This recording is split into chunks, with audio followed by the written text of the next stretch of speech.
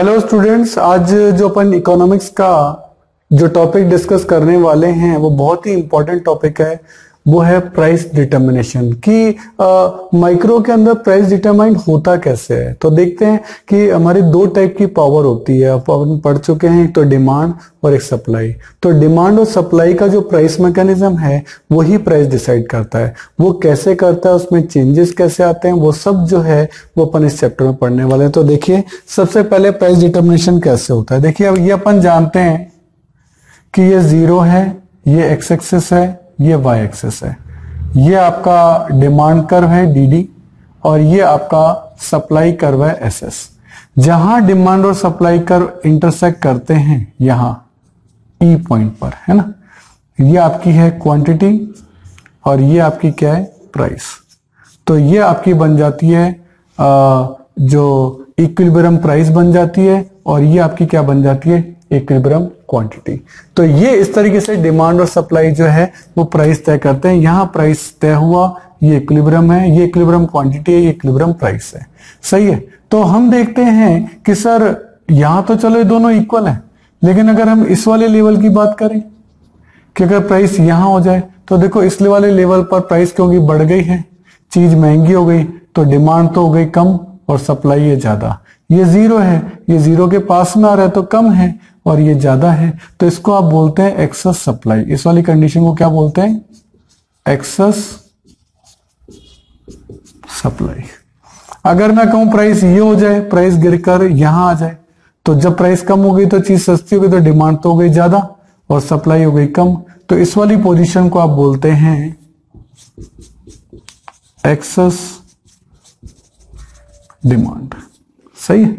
तो इस तरीके से डिमांड और सप्लाई की जो पावर है वो प्राइसेस जो हैं वो तय करती हैं। सही है, आप नोट्स में देख सकते हैं।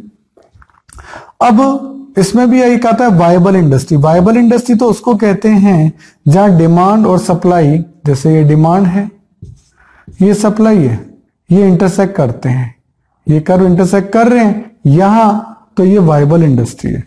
लेकिन जहां ये इंटरसेक्ट नहीं करते कि जो सप्लाई हो रही है वो तो इस प्राइस पर हो रही है और इस प्राइस पर डिमांड हो ही नहीं रही, डिमांड जो हो रही है वो इस प्राइस पर चल रही है, तो यहां सप्लाई और डिमांड कर्व इंटरसेक्ट नहीं कर पा रहे हैं। तो जब डिमांड और सप्लाई कर्व इंटरसेक्ट नहीं करते हैं तो इसको क्या बोलते हैं, नॉन वायबल। कि सर यहां तो प्राइस तय नहीं हो सकती, सप्लायर अपनी प्राइस कम करने को तैयार नहीं है और जो डिमांड करने वाला कस्टमर है वो अपनी डिमांड बढ़ाने को तैयार नहीं है, तो फिर वहां नॉन वायबल इंडस्ट्री हो जाती है। वहां सप्लाई और जो डिमांड है उनका जो इंटरसेक्शन है वो नहीं हो पाता। यहाँ इंटरसेक्शन हो रहा है, यहाँ इंटरसेक्शन नहीं हो रहा। सर चेंजिंग डिमांड भी हो सकता है क्या, आगे के नोट में अपन देखेंगे कि सर चेंजिंग डिमांड भी हो सकता है, जरूर हो सकता है। आप नोट्स में देखिए किस तरह का डायग्राम बना है। देखिए, ये आपका डिमांड कर्व है, सही है, ये आपका सप्लाई कर्व है। ये जीरो है, ये एक्स एक्सिस है, ये वाई एक्सिस है, ये आपकी प्राइस है और ये आपका क्वांटिटी है। सही है। सर चेंज इन डिमांड कैसे होगा, देखिए डिमांड ये जीरो है, जीरो से जब भी दूर जाती है यानी राइट हैंड साइड पर जब भी शिफ्ट होगी ना तो वो इंक्रीज कहलाता है। ये देखिए डिमांड आपकी इंक्रीज हो गई, ये D1 हो गई। सही है। अच्छा, पहले जो इसका प्राइस था ना वो ये था। सही है।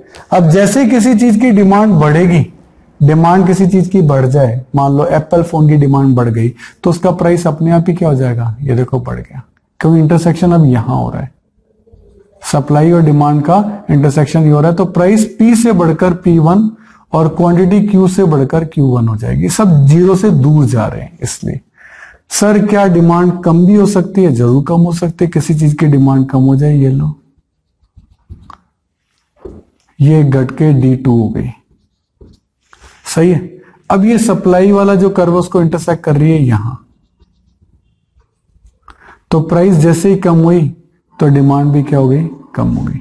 या मैं कहूं डिमांड जैसे ही कम हुई तो प्राइस भी क्या हो गई, कम हो गई। अब वो P2 हो गई, क्वांटिटी घट के Q2 हो गई। तो डिमांड बढ़ भी सकती है तो इंटरसेक्शन यहां हो रहा है, डिमांड कम हो जाती है तो सप्लाई के साथ इंटरसेक्शन यहां हो रहा है, उसी से आपकी क्वांटिटी जो है वो तय होती है। That is called change in demand. इसी तरीके का चेंज सप्लाई में भी हो सकता है। कैसे, देखें, ये जीरो, ये एक्स एक्सिस, ये वाई एक्सिस, ये डी डी डिमांड कर्व, और ये एस एस सप्लाई कर्व, यहां इंटरसेक्शन हुआ है। ये लीजिए, ये आपकी प्राइस है, ये आपकी क्वांटिटी है। ठीक है। नाउ सर अगर सप्लाई बढ़ जाए यानी राइट हैंड साइड पे चल जाए, अब इंटरसेक्शन हुआ यहां, डिमांड के साथ सप्लाई का इंटरसेक्शन यहां हो रहा है, ये सप्लाई 1 S1 कर देता हूं, तो फिर आपकी प्राइस हो जाएगी ये और क्वांटिटी हो जाएगी ये। सही है। जैसे ही सप्लाई ज्यादा हो जाएगी तो प्राइस क्या हो जाएगी, कम हो जाएगी, और डिमांड जो सप्लाई है क्वांटिटी बढ़ जाएगी। अगर सप्लाई कम हो जाए, किसी चीज की सप्लाई गिरकर S2 हो जाए, अब इंटरसेक्शन हो रहा है यहां, तो किसी भी चीज की सप्लाई जब कम होती है तो उसकी प्राइसेस बढ़ जाती है। भाई सप्लाई कम हो गई, मान लो मार्केट में मोबाइल्स की सप्लाई कम हो जाए, कंपनियां बंद हो जाए, सप्लाई कम हो जाएगी, सप्लाई कम हो गई तो उसकी प्राइस तुरंत बढ़ जाएगी और क्वांटिटी कम हो जाएगी। सही है। तो इस तरीके से आप देख रहे हैं जहां इंटरसेक्शन पॉइंट आ जाएगा ना, वो सब कुछ होता है। तो change in demand, change in supply वगैरह सब में जो है वो आप ये चीज देखेंगे। तो कुल मिलाकर इस चैप्टर में आप यही पढ़ने वाले हैं, प्राइस डिटर्मिनेशन, जहां डिमांड और सप्लाई इंटरसेक्ट हो जाए, और जहां सप्लाई ज्यादा है डिमांड कम है वो एक्सेस सप्लाई, और जहां डिमांड ज्यादा है सप्लाई कम है वो आपकी एक्सेस डिमांड जो है वो आपकी कहलाती है। जहां ये इंटरसेक्ट हो जाए वो वायबल इंडस्ट्री है, जहां ये इंटरसेक्ट नहीं हो पाए वो नॉन वायबल इंडस्ट्री है। चेंज इन डिमांड के काफी सारे वेरिएंट्स जो हैं वो भी आप आगे चैप्टर में जो है वो देखेंगे। तो अब अपन लेते हैं कि मान लो आपके नोट्स में दे रखा है कि डिमांड और सप्लाई दोनों ही डिक्रीज होती हैं, और दोनों में जो डिक्रीमेंट है वो इक्वल होता है। देखें कैसे, ये आपका 0 है, ये आपका x है, ये आपका y है, यहां आपका प्राइस आता है, यहां आपका क्वांटिटी आता है, ये आपका डिमांड कर्व है, और ये आपका सप्लाई कर्व है। क्या दोनों ही डिक्रीज हो रहे हैं और इक्वली डिक्रीज हो रहे हैं? यानी हम ये देखें कि दोनों में ही डिक्रीमेंट कर देते हैं अपन 1 इंच का, ये लो अप्रोक्सली है, ये 1 इंच तो सप्लाई कम हो गई, और 1 इंच ही अगर आप देखेंगे तो आपकी डिमांड कम हो गई। ये सप्लाई S1 हो गई, ये डिमांड D1 हो गई। पहले जो इनका इंटरसेक्शन पॉइंट था वो आपका यहां था, और अभी भी आप देखेंगे इनका इंटरसेक्शन पॉइंट जो है ना वो, क्योंकि अपना 1 इंच एकदम परफेक्टली नहीं है, यही आ रहा है। क्यों? क्योंकि दोनों में जो डिक्रीमेंट हुआ ना वो सेम हुआ, सप्लाई भी 1 इंच कम हुई है और डिमांड भी 1 इंच कम हुई है। तो इंटरसेक्शन पॉइंट वही है, बस पहले क्वांटिटी ये आ रही थी और अब क्वांटिटी क्या आ रही है, ये आ रही है। क्योंकि दोनों कम हो गए तो क्वांटिटी क्या हो जाएगी, कम, लेकिन प्राइस वही रहेगी, प्राइस में कोई चेंज नहीं हुआ। सही है, क्योंकि दोनों में इक्वल चेंज हुआ था। अब इसी डायग्राम को थोड़ा सा और अपन इलेबोरेट करते हैं। ये आपका डिमांड है, ये आपका सप्लाई है, ये इसका इंटरसेक्शन पॉइंट है। सही है। अब ये कह रहा है कि डिमांड जो है डिक्रीज हुई है, वो ज्यादा हुई है, तो डिमांड को मैं 1 इंच कम कर देता हूं और सप्लाई को आधा इंच ही कम करता हूं। ठीक है ना। ये D1 हो गई और ये S1 हो गई। डिक्रीज तो हुई है लेकिन डिमांड 1 इंच कम हुई है, सप्लाई ½ इंच ही कम हुई है, तो डिमांड ज्यादा कम हुई है ना। डिमांड ज्यादा कम हो गई, किसी चीज की जब डिमांड कम हो जाती है तो उसकी प्राइस भी कम हो जाती है। तो आप देखिए इंटरसेक्शन पॉइंट अब यहां आ रहा है और आप देख रहे हैं कि प्राइस जो है वो क्या हो गई, कम हो गई, क्योंकि डिमांड क्या है, ज्यादा कम हो गई है। इसी को अपन डिफरेंट एंगल से एक बार और देखते हैं। ये 0 x y ये आपका डिमांड कर्व है और ये आपका सप्लाई कर्व है। सही है।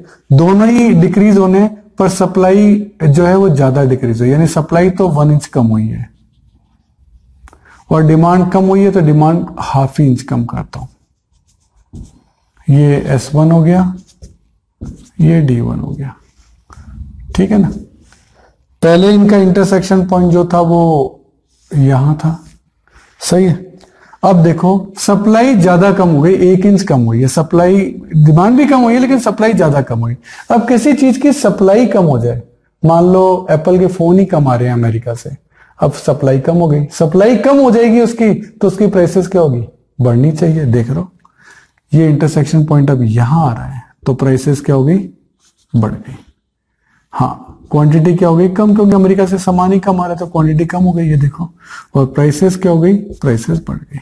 तो एकदम प्रैक्टिकल अप्रोच है कि हाँ भाई डिमांड और सप्लाई को आप मोबाइल से जोड़ दीजिए, उससे आप डायग्राम बनाइए, आपको कोई भी दिक्कत नहीं आएगी। ठीक है, आगे चलते हैं। अगर आपको मेरे वीडियोस पसंद आ रहे हैं तो देखिए एक लाइक, शेयर और सब्सक्राइब तो बनता है, तो मेरी खुशी के लिए एक लाइक तो कर दीजिए। देखिए आपका टाइम बड़ा कीमती है, तो यदि नोट्स लिखने में आप अपना टाइम बचाना चाहते हैं और वर्कशीट भी गेट करना चाहते हैं तो इन सभी की पीडीएफ का लिंक नीचे डिस्क्रिप्शन में गिवन है, आप वहां जाके देख सकते हैं। देखिए स्टूडेंट, जितने भी वीडियो हमने बनाए हैं उनके जितने भी क्वेश्चन मैं वीडियोस में करा रहा हूं उनका लिंक आपको डिस्क्रिप्शन में दे रखा है। आप वहां से उस लिंक को डाउनलोड कर सकते हैं, उसका प्रिंट आउट निकाल सकते हैं। उसके बाद वो क्वेश्चन पेपर आप अपने सामने रखिए और देन आप वीडियो देखिए। उससे आपको फायदा ये होगा कि क्वेश्चन आपके सामने रहेगा।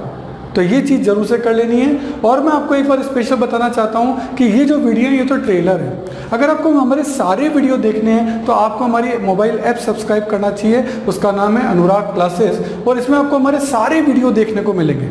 क्यों, देखो यूट्यूब तो ट्रेलर है, यहाँ सारे वीडियो नहीं होते। अगर आपको सारे वीडियो देखने हैं तो आपको हमारी मोबाइल ऐप सब्सक्राइब करनी पड़ेगी, उसमें आपको सारे वीडियोस मिलेंगे, उसमें आपको नोट्स मिलेंगे, प्रिंटेड नोट्स भी होंगे, हैंड रिटन नोट्स भी होंगे, मतलब आप हर तरीके के नोट्स वहाँ ले सकते हो। उसमें भी उसकी जो मेंबरशिप है वो प्रीमियम भी है और स्टैंडर्ड भी है, जो भी आप लेना चाहें। और आपको वहाँ अदर बुक्स के इंपॉर्टेंट पिक्स, अच्छे डायग्राम, अच्छे क्वेश्चन, अच्छे पैराग्राफ, वो भी आपको जो है इस ऐप के अंदर मिलेंगे। और इसके अलावा बहुत ही इंपॉर्टेंट पॉइंट, एमसीक्यू टेस्ट।